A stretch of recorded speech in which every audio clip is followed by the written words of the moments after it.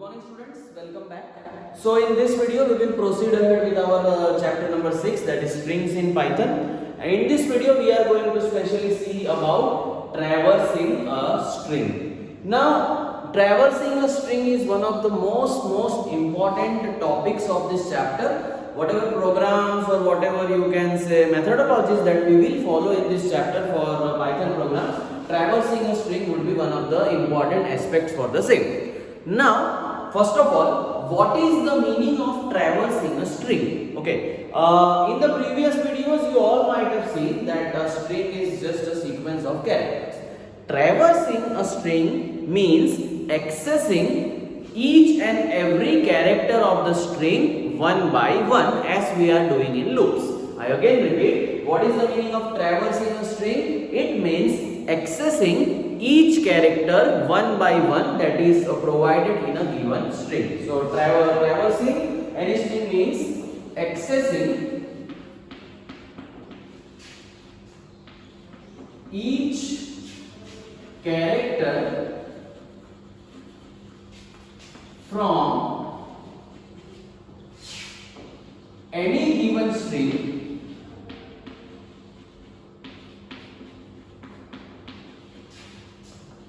one by one. Now that traversing, as I will show you, can be in either direction. It can be in forward direction, it can be in reverse direction. Either in forward or in reverse direction. Okay, we have already learned some basics of this in 10th standard, but what is the exact meaning of this traversing? I will give you a very small example. Suppose I have a variable a equal to abc. Okay, forward traversing means the letters or characters will be accessed like this: A, B and C. First A, then B, then C. Correct? Reverse traversing means the output will be in the form of C, D or A. Okay, so that is the meaning of traversing. Now before we go ahead with how to traverse any particular string, we need to learn one topic thoroughly. That topic is indexing a string. Indexing means how we are giving positions to the letters or the characters of the string. Okay, now students, so in indexing, what we will do for explaining, we will take any string. Suppose I am taking day of the week, Tuesday, Tuesday. Correct? Now indexing, as I told you, can be in two particular ways. Indexing, as I told you, can be in two particular ways. It can be forward indexing, it can be backward indexing. Okay. Now first let us discuss about forward indexing. Forward indexing starts with 0, 1, 2, 3, 4, 5 and 6. Suppose name of this string is A. Suppose name of this string is A. Fine. Now, what is the meaning of this forward indexing? Suppose I am interested in just printing E. What I will do? I will write a statement. Print. What is the name of the string? A. And always remember, indexes will be specified inside square bracket. What is the name of the string? A. Which index do we want to print? 2. Correct? So 2 will be printed. That means at second index E is there. So output of this statement will be E. Correct? Similarly, if you assume that you want to print A, okay, just observe the index. Index you have to manually imagine. Okay, just observe the index for printing A. In the same statement, what I can do, instead of index of 2, we will write A of 5, and at fifth index A is present, so A will be printed. Correct? Students, what will happen if I do like this? what will happen if I do like this? Print A of 7. On the square bracket while speaking we will speak A of 7. Okay. What will happen if we do like this? Print A of 7. Does an index with 7 exist? No. So in that case, Python will give you an error that index out of bounds. Index out of bounds means this index is not available. That is why Python is giving you an error that index out of bounds. Correct? So this was what about forward indexing. Fine? Forward indexing. Now students, there exists one more kind of indexing which is very useful when we want reverse of anything. That will be called reverse indexing or backward indexing. In reverse or backward indexing, you always start with the last. -1, -2, -3, -4, -5, -6 and -7. Correct? So suppose now I want to use reverse indexing or backward indexing to print u.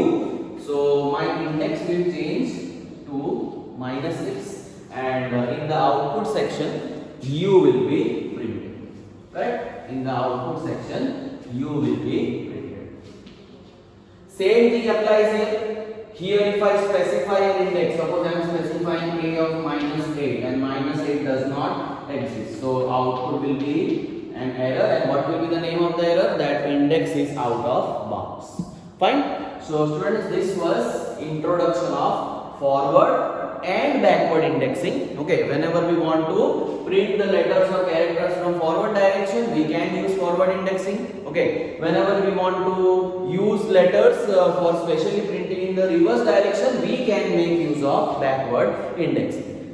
Although some students are also using backward indexing for printing in the front direction, that we will be seeing it programmatically once we start certain programs. Fine. So that was the topic of indexing. Now what we will do?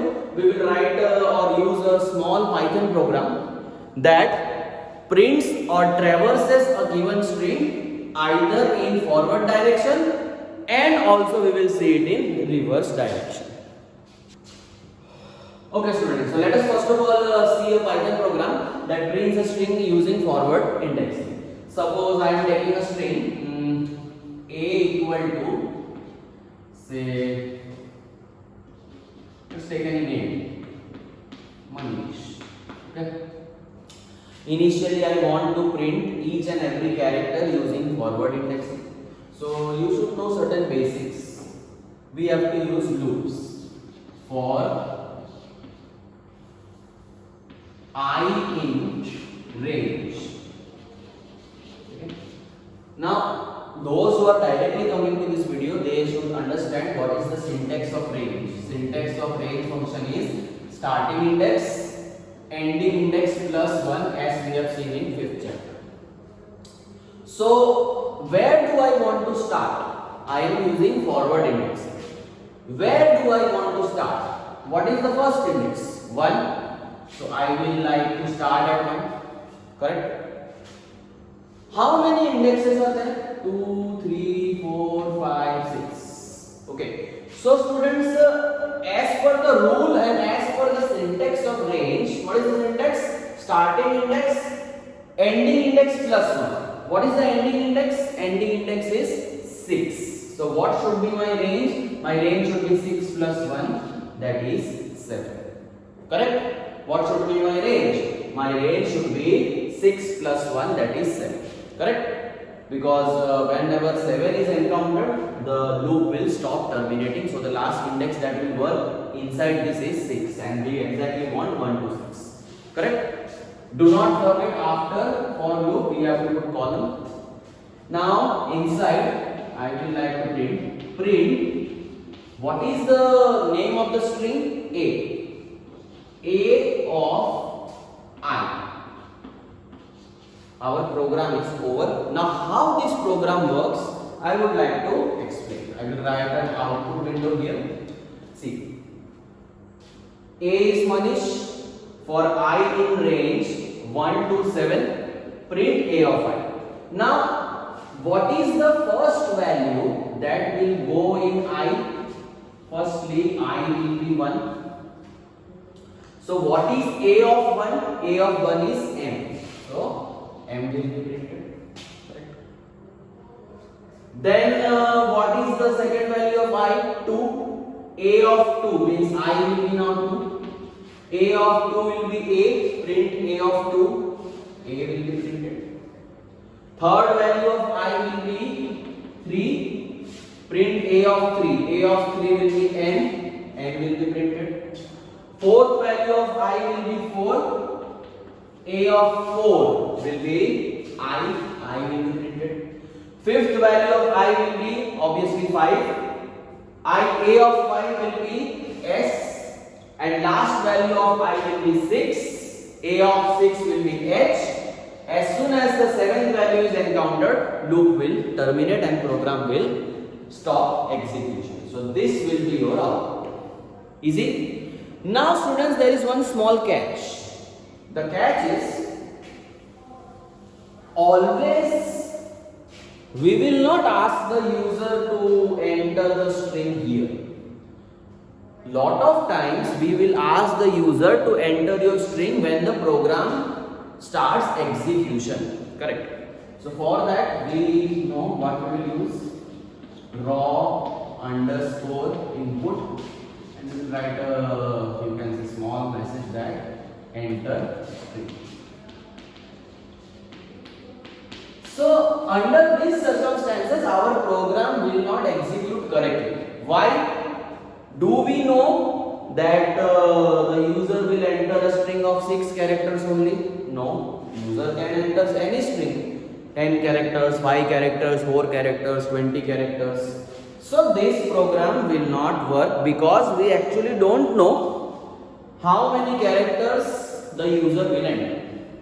That is why we are generally using one small function. That function is called length. LEN, length function. Now suppose whenever the program is running, user is entering an input which is consisting of 20 characters.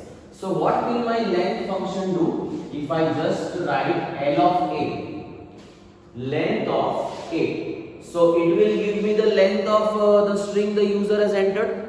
Now suppose the user has entered a string that has 20 characters. So what will be the length of A? Length of A is 20. Correct? Length of A will be 20. Now as per the range function, what do we want? Ending value plus 1. So whatever will be the length, we will add plus 1 to the same, and our program will start acting and start working perfectly. Okay, hope you are understanding what is my sense. Initially I used a string with 6 characters. So my index was 1, 6 plus 1, that is 1, 7. Okay, as per the rules of indexing.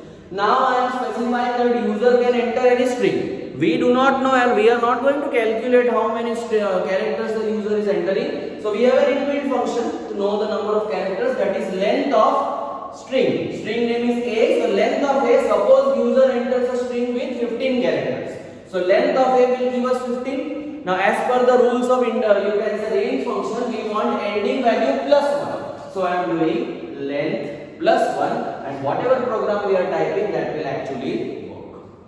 Clear?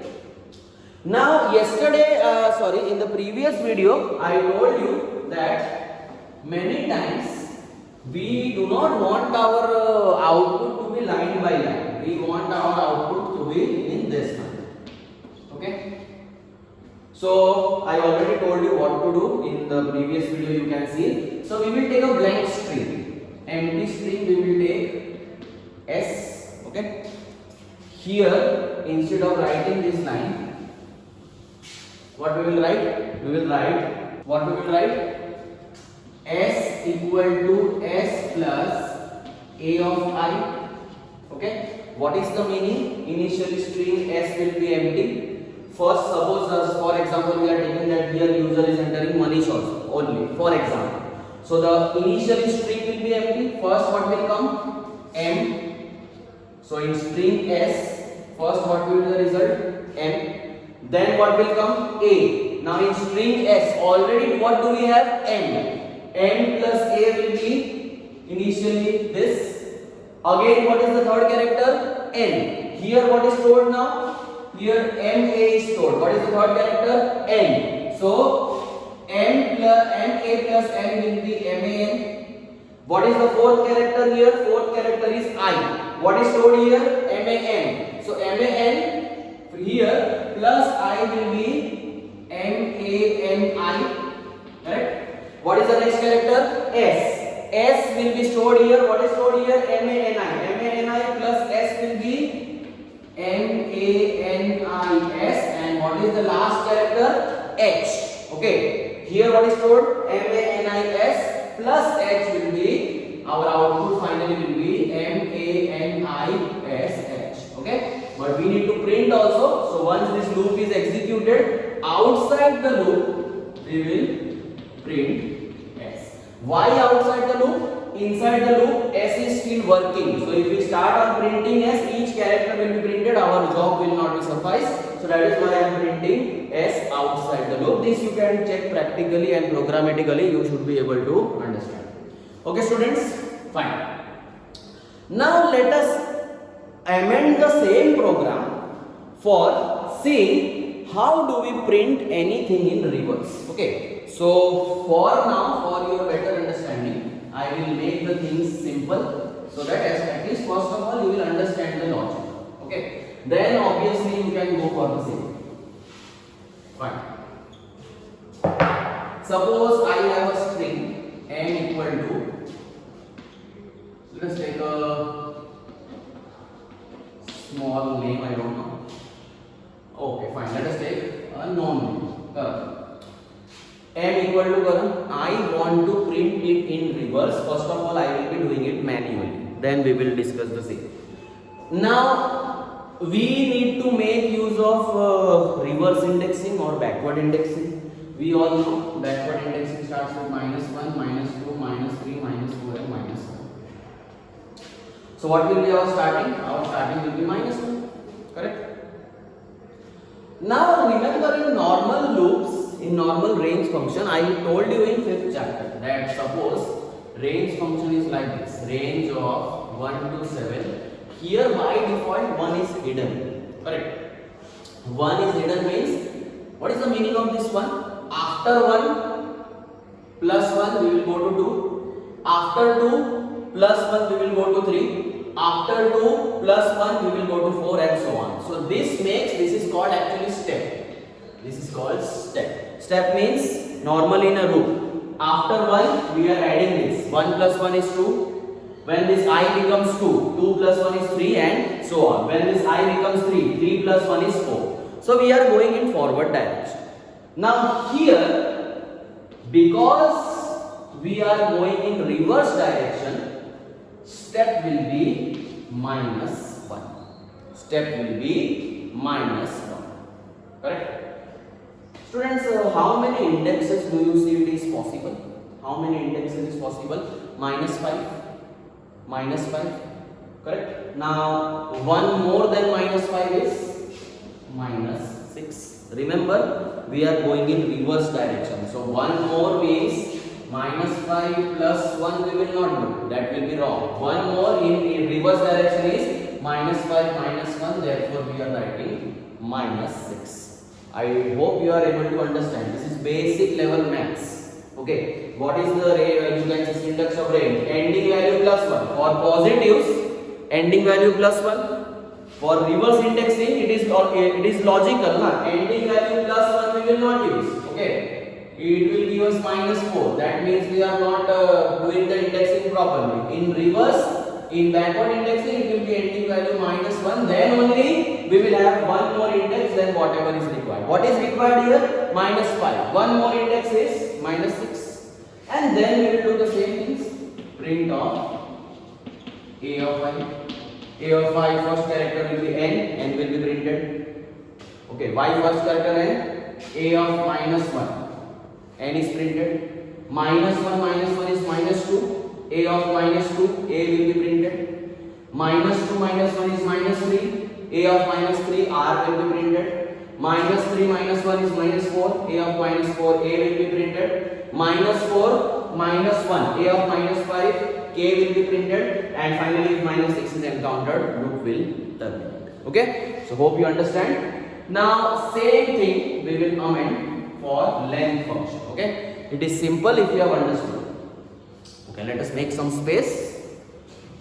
In length function, what you will do? Minus of length of m minus 1 comma minus 1. Okay? How this is working, I will explain. What is the length? What is the length? Remember, length will always come in positive no matter of the case. What is the length of the string? 5. Okay. What is the length of the string? 1, 2, 3, 4, 5. Correct? Minus sign means this. Minus 1 means this. Totally we will get minus 6. So this is how the length function is working. Fine. So students, this was about traversing a string. We saw about forward indexing. We saw about backward indexing. We saw about how do we write a Python program for printing characters in forward indexing order. How do we write a Python program for printing characters in backward indexing order? This will be very, very important as we go ahead in the chapter program practical wise. Okay, so please go through the video once again. We will meet in the next video. Thank you and have a nice day.